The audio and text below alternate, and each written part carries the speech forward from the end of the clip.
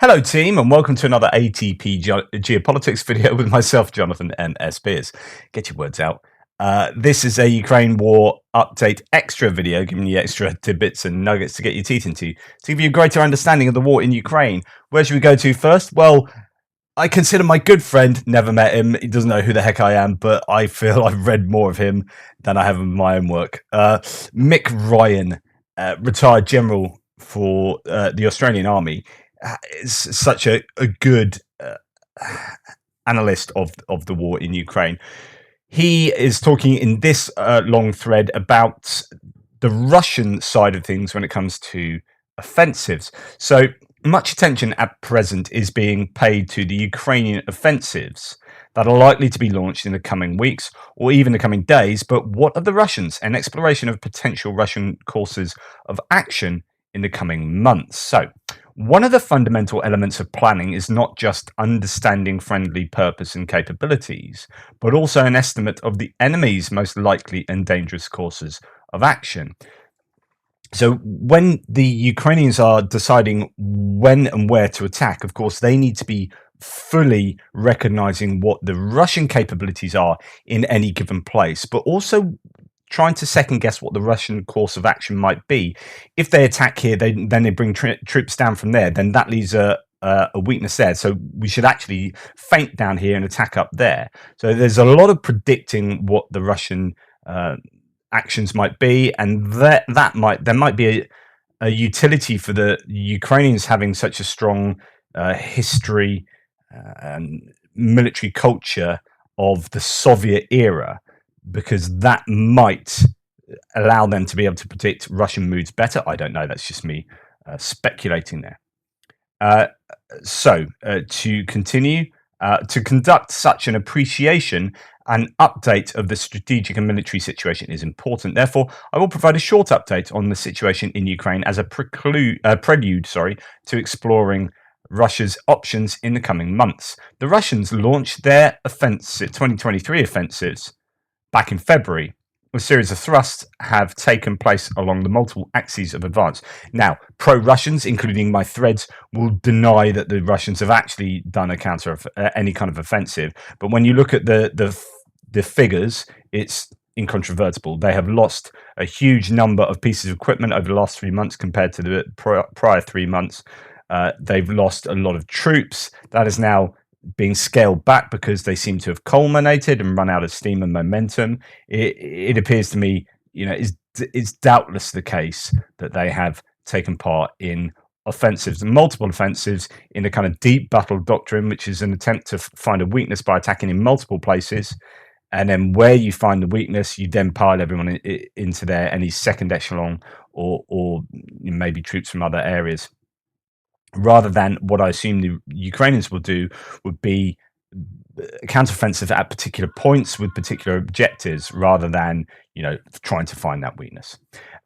Anyway, a quick look at the maps shows that these assaults are concentrated in the eastern parts of Ukraine, and with the Russian forces in the south largely retaining a defensive posture for the most part. The Russians have had limited success with these offensives. While they have taken ground in many of these areas, attacks in places such as Vuhledar have been disasters, resulting in significant loss of lives and equipment. And then, of course, there is Bakhmut. The battle has been ongoing since mid last year, but new energy and focus was brought to bear when the Wagner Group decided in the back half of 2022 to show the Russian army how to succeed, scare quotes, succeed in operations, using human wave attacks with convicts and employing more capable troops echelons behind them to exploit successes. Kind of a bit like the doctrine as a whole, the deep battle doctrine of attacking lots of places and finding the weakness. This was like use human waves in lots of places around Bakhmut and find little weaknesses, and once they find a weakness, exploit it with your more qualified troops, I guess. Wagner's tactics resulted in even higher casualties, as well as fomenting institutional friction between Wagner on the one hand and the Russian army on the other. As a consequence, the Russians over the past 7 to 8 months have suffered from a Bakhmut fixation. Regardless of where their forces have been fighting, their attention appears to constantly return to Bakhmut. Bakhmut is representative of the broader Russian 2023 offensive. It has used massive human and equipment resources for very minimal territorial gain. And if that is the only yardstick one was to use, the offensive would be classified as a significant military failure. This is what I've been saying for some time, actually, that Bakhmut has been its success. It's been a success for the Ukrainians. And you have people on my threads still today saying absolute nonsense about Bakhmut. Here's one such example. Trebuchet, brackets Ivan, says people seem to be pretty excited over Ukraine temporarily retaking 100 or so meters in Bakhmut, but not realizing that in 6 months, the Ukraine has lost control of 90% of the city. And I said, what do you mean that in 9 months the Russians still not managed to take a town? The second greatest army in the world is certainly proving to be exactly that. Obviously, a hint of sarcasm there, pretty pathetic, really. And he goes on to say, you can move the goalposts as much as you want. The fact is that Ukraine is still losing the war. What will you come up with next? The Ukraine marches on Moscow. Yes, okay, this is a Russian bot being paid to say ridiculous stuff like that. But the idea is that the Russians, and back in Russia, will be thinking that Bakhmut, if they take Bakhmut, it will be a success, rather than the reality of it being, if you take it, it will be a Pyrrhic victory. You would have exhausted yourselves. The Ukrainians have given up Bakhmut by ceding territory because, it doesn't have intrinsic value, but it has extrinsic value in attriting your forces and your resources, such that when you do take the whole of Bakhmut, you ain't got nothing left. And then we can go and do what we want either elsewhere or back here in Bakhmut, where you are now weak. So I think it has been a significant military failure. I would agree. But the Russians are also hoping to extend the length of the war in the hope that in the West we grow weary of the support being provided to Ukraine. So viewed through this lens, the Russians will probably view the last few months as successful because they have, quote, not lost. What are the Russian prospects, particularly in the wake of the enormously destructive and bloody fight for Bakhmut over the last few months, as well as the impending Ukrainian offensives? Where do the Russians go beyond Bakhmut? Whether the Russians capture Bakhmut or not, their forces in the east have been handed a severe beating by the Ukrainians over the past 3 months. To that end, they're probably considering broad courses of action for the period between now and the northern summer. Option 1, keep pushing. Over the coming weeks, the Russians could simply keep plodding away with their current offensive activities in the east. This is probably achievable for a few more weeks. But even large organizations exhaust themselves. The Russians, having undertaken dozens of attacks as part of their offensives over the past few months, will be getting individually and organizationally tired. Option 2, step it up. A possible black swan is the Russians have built a strategic reserve that can be used to reinforce their current offensive operations. It is unlikely that the Russians have been able to hide such a large reserve for operations in the east, though.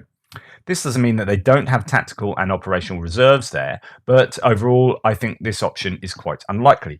Option 3, shift axis. The Russians might decide to shift their main effort for offensive operations to the south.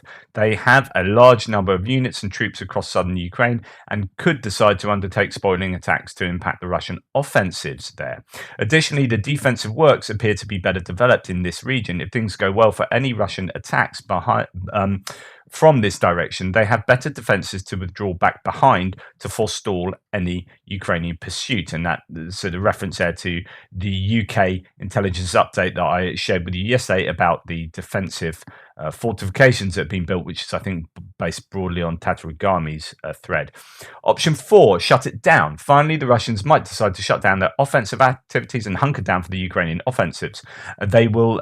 They have well-prepared defensive works they can use to construct a defense in-depth concept. If the Russians really are in this for the long haul and are more focused on attrition of the Ukrainians than taking territory, this is a logical course of action for them. They could go on the defensive on the ground, but continue offensive air and missile strikes. So this is kind of what the Ukrainians have been doing.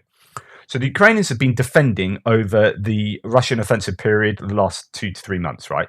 But in their defense, their objective is actually they're not so worried about territory. They are actually attriting the attacking forces, which means that in a kind of weird sense, they are doing offense by defense. They're defending, but thoroughly attriting the Russian forces, and that's succeeding in the same kind of way as you might when you're attacking, if you're attacking to destroy the enemy forces rather than attack to take territory. Notwithstanding the losses they have suffered, the Russians remain a formidable presence in Ukraine. Whichever course of action they select, and it could be different to those above, it will be a complicating factor for Ukrainian planners finalizing the coming offensives. Assessing enemy courses of action also informs Ukrainian intelligence collection plans, as well as the priorities for operational strikes and a wargaming of different options for Ukrainian offensive actions. Good planning considers an enemy's objectives and possible courses of action. Not doing so is intellectually lazy and leads to disastrous outcomes for friendly forces. Ukrainian foot soldiers deserve the best strategic and operational thinking to give them a foundation for success. And actually, I'm going to change what I was going to talk about next. This is a good time to bring in Dom Nichols from Ukraine the Latest, who talks about those defensive fortifications and gives a nice little summary at the end of what he says. So here we have Brady Frick's open source, I guess, map of the defenses in and around Ukraine. I say in and around Ukraine because actually he's mapped some of the defenses that have been built inside the Russian borders to the north of Ukraine as it comes out of Luhansk here and goes along the Russian oblast, goes all the way to the Belarusian border. I believe there are probably fortifications built in Belarus as well. But as we come down, we can see that there is a huge density of these fortifications built in Zaporizhia Oblast. Where these are dots, it doesn't necessarily mean it's just like a dot. There might be a continuation of these, or they're just, photographic evidence of these built in certain areas. And I guess there's some sense that they are continuous, but I don't know. I'd have to see his methodology there. But as you zoom in, everything is a dot. I guess that's just an instance of a piece of photographic evidence rather than tracking the actual individual trenches themselves. Anyway, this is what Dom Nichols on Ukraine the Latest podcast has to say in evaluating the effectiveness of these fortifications. So, if there's a massive great obstacle belt that has been professionally laid, covered with observation, radars, visual cues, etc., and fire, you really don't want to be walking into that. But it doesn't always go that way. I mean, look at Saving Private Ryan, look at D-Day, look at Omaha Beach. I mean, sometimes you've just got to go for it. You've got to meet it. And then it becomes very, very difficult and very bloody. But it all comes down to the combined arms nature of the operation you're putting together. So just lobbing a load of infantry forward isn't going to work. Just doing it with tanks, no. Just putting the engineering assets forward and saying, once you're through, lads, give us a bell and we'll rustle up some tanks. No, that's not going to work either. It's all got to be together. It's all got to be coordinated with a decent fire plan from the artillery and other indirect fire, such as mortars and so on and so forth. It's got to be under a blanket of, let's say, local air superiority. So you own the skies for a very small period of time and geography, but that blanket of air cover would give you some measure of confidence that you're not going to be molested too badly from free roaming, in this case, Russian aircraft. But all of that needs to work together, and it is exceptionally difficult to coordinate everything. I mean, down to the speed of the vehicles. If the infantry carriers are not going at the same speed of the tanks, or vice versa, then and that's not always the case, then you have to literally time your run in, so you arrive at the contact point, you arrive at the objective at the same time. You've got to take into account the ranges of the main armament of the weapon systems you're using again. So the tanks might be firing from a different place than the infantry carriers, but do you want the infantry carriers to be left exposed on their own just because their main armament might not fire as far? I mean, there's all these considerations, and it doesn't come down to luck at all. It comes down to good planning. I'm not suggesting there is no room for luck, but you can't put anything to chance. But as we've seen now over a year of this thing, a mighty army with all the, supposedly on paper, with all the bells and whistles, that doesn't always cut the mustard when it comes up against a very determined enemy who knows what they're doing and is prepared to fight for the soil. So it has to all be together as a combined arms operation, but there's a lot more going on as well, and it might come down to the rates of ammunition fire of their defense missiles. It might come down to what would be happening in the sea at the time if Russia were able to then mess up this force by firing indirect fire from maritime assets out in the Sea of Azov or in the Black Sea. Then maybe as a precursor operation, Ukraine would want to do something about that to temporarily, at least, if not ideally permanently, but temporarily have sea dominance so that Russian can't do anything from the sea. So all these different moving parts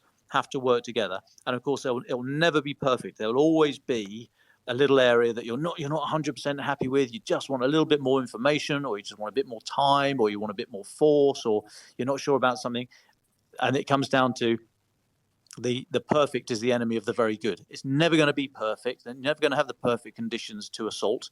You're going to have to go with very good, and that's where, as I say, your plan doesn't rely on luck, but you do need a little bit of it, because there's always going to be something that you've either not been able to attend to satisfactorily, or there's some areas where you know you're light. You might be, for example, you might have very few engineering assets, so prioritize their defense so they can get through the obstacle belt. But that is a particular area of concern, and therefore you might apportion your reserves to defend those engineering assets. So that denudes your reserves. It's always a way where, at the start of the operation, you might think it's going to go one way, and then, as we always say, the enemy gets a vote, and suddenly you're into quite a different battle. But it does start with the building blocks of a combined arms operation. Thank you very much. So I thought that was a pretty good summary of like, I know some people are still dismissive of these defenses. I just think, if these defenses weren't there, then you can just freely attack anywhere without even considering these. But these defenses are there, and they will be difficult to negotiate unless you can easily get around them. As you can see, there might be gaps here and there, but then is that the intention, so that the Ukrainians then pool their resources around those gaps and then they hammer the gaps? Is it that the Russians are forcing them to take certain actions that are to the benefit of the Russians, so on and so forth? So this will take decent combined arms initiatives to overcome. Anyway, as you can see, Crimea is defended quite a lot to its northern area, as we've heard before, and we're going to learn a little bit more later.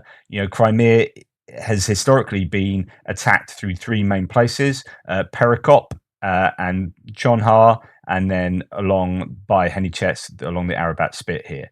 This is the Saivash, which is very low. At low tide, it's maybe half a meter or so. At high tide, more so, but it's fordable, but it's difficult, and that provides a really good natural barrier for Crimea and makes it eminently more defensible. But Crimea is a jewel in the crown. Crimea is what Russia wants, and there's a number of reasons why that is the case, and I just want to point you towards this video. And the advert that comes on. This video is really good, and I want to just talk you through a little bit, or show you a little bit of this video, and it gives you an idea of the importance of Crimea geopolitically speaking. I'm not too sure about the make of this video, real life lore, don't know anything about them, but this is a pretty decent video that talks a lot about Crimea in a lot of different contexts. Moscow in general, and Putin in particular, are each terrified of losing Crimea because of how important the peninsula, and specifically the port of Sevastopol, is to both the national security of the Russian state and also to Putin's own personal political power. This is because Sevastopol Bay on the peninsula is without question the best natural harbor located anywhere on the Black Sea's coastline. And for Russia, it's probably at least their second best port location they currently control anywhere. This is because Sevastopol is both a warm water port, meaning it remains ice-free year-round, and also a deep water port, meaning that the water depth there is deep enough to enable large displacement warships and submarines to safely dock there. Further, Sevastopol Bay is located almost exactly in the dead center of the Black Sea, meaning that whoever controls the bay can use it to project power anywhere else in the Black Sea and dominate it. Russia's other major port in the Black Sea, Novorossiysk, can never compete with Sevastopol's advantages because the harbor there is smaller in size. It's shallower, there's a larger commercial port there that takes up a lot of the available space away from potential warships, and it's located on the Black Sea's eastern rim, rather than the dominating position in the center that Sevastopol offers. For hundreds of years, he who controls Sevastopol controls the Black Sea, and without it, Russia would not only lose their ability to maintain naval superiority in the Black Sea, they would also largely lose the ability to meaningfully project naval power through the Turkish Straits and into the Mediterranean, and from the Mediterranean into the Atlantic.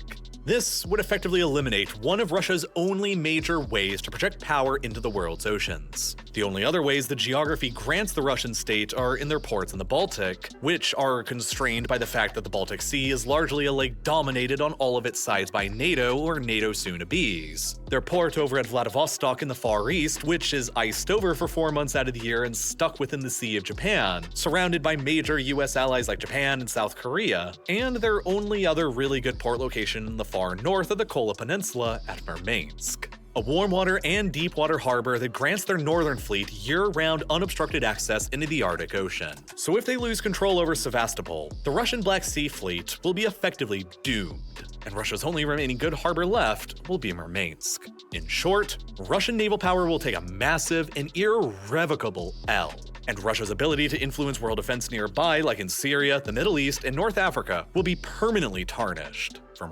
It's worth reminding people that the reason why they're so interested in Syria is because they get a port there as well in the Mediterranean. Russia's perspective, then, much of their calculus in this war goes into defending Crimea and keeping the peninsula stable in order for them to keep hanging on to the port at Sevastopol. And that's a pretty good place to leave it. Let's put that into some historical context that then allows us to understand perhaps where the war might go with regard to Crimea. So Chris O we've done 3 of the parts of his account of the historical and geographical situation with Crimea, how it's been invaded previously, and what he's going to do. And this, we're moving on into sort of Second World War time frame now, is going to lay out the groundwork to then say, well, what does this all mean in terms of how Crimea might be attacked by the Ukrainians, or how Ukraine might deal with Crimea going forward.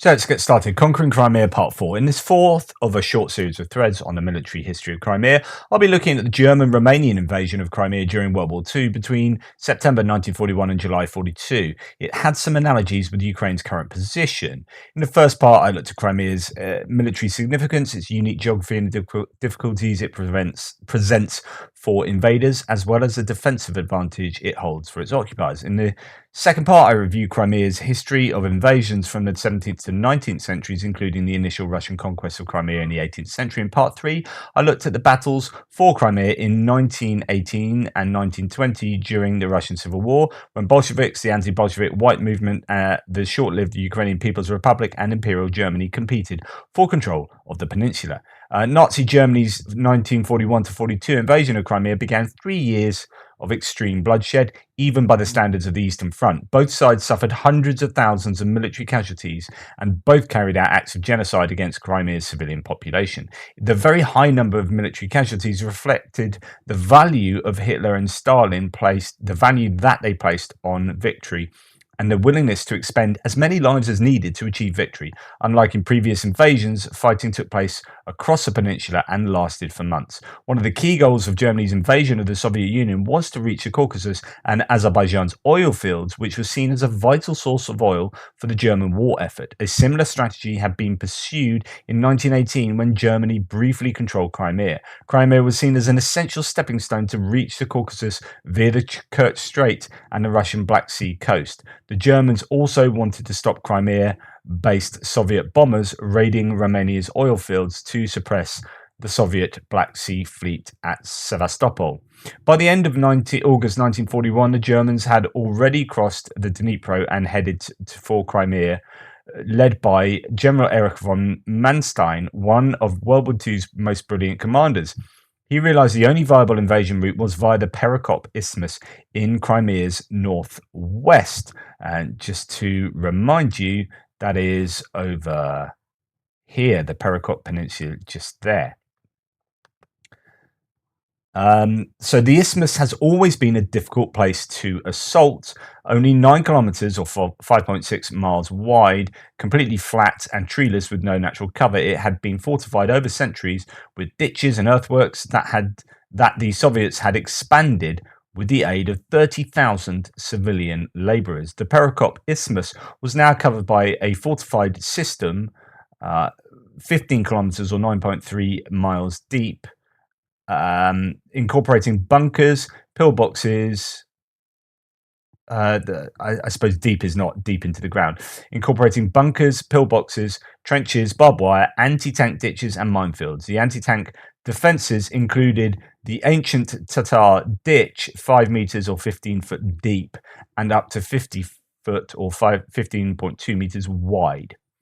The defences also included minefields incorporating thousands of anti-personnel mines, 50-kilogram or 100-pound aerial bombs, naval mines, trip-wide buried flamethrowers, and even some mines filled with mustard gas. The Germans had little experience of penetrating defences of this kind. 3 Soviet infantry divisions held the peninsula, equipped with around 125 tanks, some dug in to serve as pillboxes, and 150 artillery pieces, as well as anti-aircraft guns and supplies stored in underground bunkers. As difficult as the route was, none of the other invasion routes were usable. The conditions at the time did not permit fording of the Sivash lagoons to the north of Crimea. The Soviets had blockaded the Chonhar Peninsula, and Azov Sea fleet ships controlled the Arabat Spit. The battle began on the 24th of September 1941 with an artillery bombardment and an assault by the German 46th and 73rd Infantry Divisions.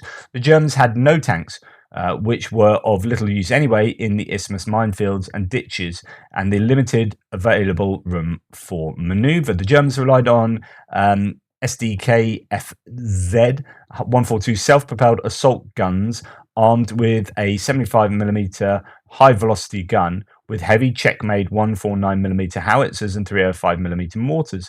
Engineering, air and artillery support was critical to reducing the obstacles by blasting, bombing and shelling. The Germans made only modest progress in the first day of fighting, suffering over 1,800 casualties. A Soviet counterattack the following day was defeated with heavy casualties and a loss of a third of the Soviet infantry force, as well as 8 tanks. The Germans reached the Tatar ditch on the 26th of September. Stormtrooper units climbed the ditch wall on wooden boards. Once again, the Germans suffered heavy casualties, but by 10:30, they were able to punch through the Soviet defences. The Germans advanced to Armyansk by nightfall, with the Soviets still in control of part of the Tatar ditch. The attack had cost Germany over 600 casualties. Armyansk changed hands again on the 27th and 28th of September, but the Germans were eventually able to drive out the Soviets. Just to remind you where Armyansk is, there it is, on the Perekop sort of isthmus. And that has been a place that's actually been hit by Ukrainian munitions over the course of the war. Okay, back to Chris O. Soviet forces withdrew to a second line of defense at Ishun, about 20 kilometers southeast of Perekop. The Germans had suffered 2,641 casualties up to this point, and at least 10,000 Red Army soldiers were reported to have been captured. Wow. Along with great quantities of equipment, another 15 to 20,000 Soviet troops held the line at Ishun. Although the Red Army had over 50,000 men in Crimea, the rest were engaged in guarding other possible invasion routes and possible amphibious invasion sites, although the Germans had no such capability at the time. And Ishun, let's have a look, see, yep, here it is down here. So that's where we're talking about now. The Germans attacked at Ishun on 18th of October, again launching an artillery bombardment before stormtroopers advanced along narrow isthmuses between parallel lakes. This was extremely difficult as they were channeled down narrow strips only 1.5 kilometers, which is 1 mile wide, with no cover.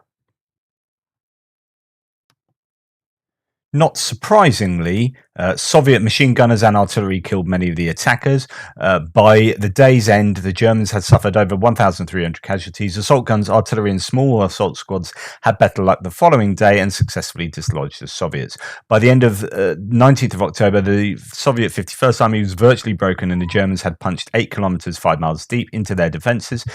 Over the following days, the Luftwaffe shot down numerous Soviet aircraft, while the German ground forces repelled Soviet counterattacks. The battle continued until the 26th of February, when the shattered Soviets began to withdraw to Simferopol. The Germans had won the battle, but at a very high cost of over 12,000 casualties, equivalent to an entire division. The Soviets had lost at least 44,000 men. So, almost 4 times as many, between 3 and 4 times as many. Pulling back to Simferopol, which is down here. So it's one of the main cities in Crimea. Okay, so the battle had been a lot closer than the casualty counts might have suggested. The German victory came from the combination of a number of advantages: effective combined arms tactics, superior leadership, better training, and the presence of skilled, experienced soldiers. This was not the end of the fight for Crimea. Unlike in previous conflicts, fighting continued for months, notably the siege of Sevastopol and the winter battles for the control of Kerch Peninsula. They were enormously bloody affairs on both sides. The battle for Sevastopol took months, 30th of October 41 to 4th of July 42. It resulted in 35,866 German and Romanian casualties and over 318,000 Soviet casualties, dead, wounded, missing, and prisoners of war, most of whom perished in German captivity. I mean, these numbers are staggering. The difference between the German losses and the Russian losses, this is the kind of things that are being claimed about the war now between Ukraine and Russia, and of course Russians completely flatly deny this because they can't handle those kind of figures, that kind of loss of their own troops. And of course there's historic precedence for that. The Soviets counterattacked in December 41 around Kerch, at the eastern end of the Kerch Peninsula and the port of Feodosia, and at the western end. Successful Soviet amphibious attacks retook a large amount of territory and demonstrated Crimea's vulnerability from the east. The Soviets established a defensive line at the neck of the peninsula, running roughly from the base of the Arabat Spit to the Black Sea south of Parpach. This position, sometimes known as the Akhmonai Line, is only about 7.5 kilometers or 5.5 miles wide by 7 kilometers or 6 miles deep. Here's there's Akhmonai.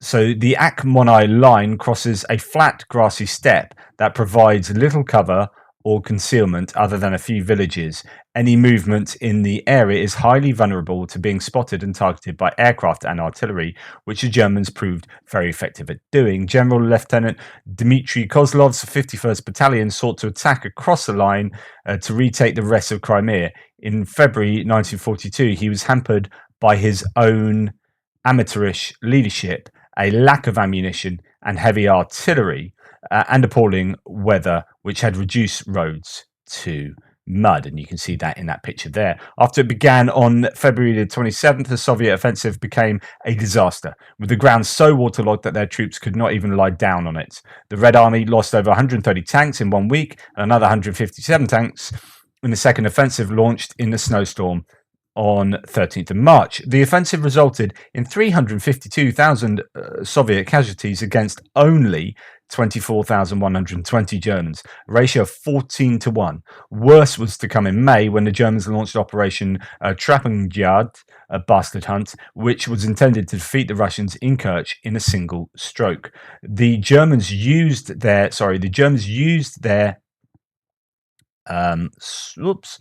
air power, artillery, and captured Soviet tanks to blast a path through the Soviet defences in the swampy southern end of the front line. On the 7th of May, they overran the Soviet front line, while a simultaneous amphibious attack was launched against the rear. German assault troops bypassed the Soviet defences and overwhelmed the rear echelons. A Soviet counterattack was smashed by the Luftwaffe in the isthmus's open steppe. Soviet resistance subsequently collapsed, and the Germans reached Kerch by 14th of May. Out of the 250,000 strong Soviet force, 28,000 were killed and 147,000 more were captured within only 2 weeks. The victorious Germans were able to switch their attention back to Sevastopol and concluded the grinding siege within another 2 months. This concluded the 41-42 invasion of Crimea, which had been achieved at a staggering cost of over 500,000 Soviet casualties and at least 115,000 Axis casualties, including 21,600 dead or missing. However, this turned out to be a bigger loss for the Axis than for the Soviets. Germany ruled the peninsula for the next 2 years, exterminating its Jews and persecuting the local population. They also faced regular partisan attacks, which caused them many more casualties, tied down tens of thousands of Axis troops, and caused severe logistical difficulties. In the next and penultimate thread, I'll cover how the Soviets retook the peninsula in 43-44, and this will be followed by a concluding thread, highlighting the key points that Crimea's military history may hold for Ukrainian ambitions to overturn Russia's 2014 annexation. So really interesting, and part 5 is already out, so I'll do that in the next video. But I think that's it's good to know some of this history, to get an idea of the geography and the history indeed of Crimea, and I really appreciate him putting these together. Anyway, hopefully that was of use to you. Thank you so much for watching. Please like, subscribe and share, and I really appreciate all the support that you do give to the channel. If you want to pop along to uasupporter.com/ATP, by doing that, you will, if you get any of the merch there, the channel gets a little bit of commission, so that's obviously hugely appreciated. Thank you. Anyway, take care, and I will speak to you soon.